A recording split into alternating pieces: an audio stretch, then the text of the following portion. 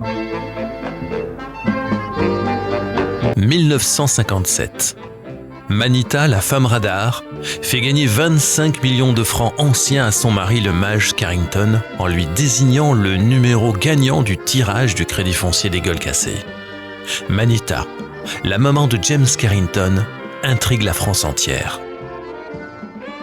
Je devais avoir 12 ans lorsqu'elle était sur scène et moi dans le public. Donc impressionné par cette femme, elle faisait de l'illusion. Son mari faisait de l'illusion aussi. Et elle avait surtout un numéro de voyance. Un peu ce qui a été brocardé sous le nom de Madame Irma. Là, comme elle est en photo sur la biographie, elle était sur scène et elle devinait l'année de naissance, le lieu de naissance des personnes. Madame Ardica, alors répondez brièvement, n'est-ce pas, mais répondez vite. Voulez-vous me dire quel est le signe zodiacal de monsieur? Monsieur est placé sous le signe zodiacal du lion et du slow fox à poil dur. Oui.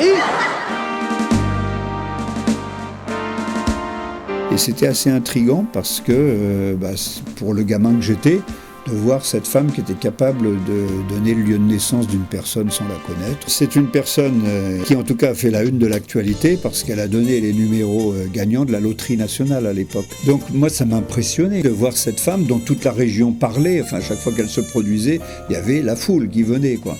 Ensuite elle conduisait sa voiture, les yeux bandés, etc. Enfin elle était intrigante. Après on sait que c'est de l'illusion. Il y a un truc, c'est quoi le truc ? Manita, la femme radar, ne dévoilera jamais le truc, jusqu'au mystère autour de son décès où à ses 90 ans elle ressuscite après une mort clinique d'au moins 12 heures.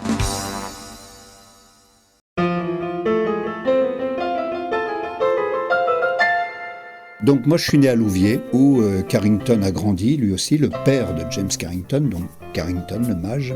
Il était au départ préparateur en pharmacie, après il s'est passionné pour la magie et il a créé des numéros. Après il a rencontré sa femme Manita qui travaillait au cirque d'hiver, Bouglione, et ils se sont installés à Louviers. En fait là on était dans les boucles de Seine, c'était le début de l'autoroute A13, mais à cette époque-là elle était réalisée que jusqu'à chez nous.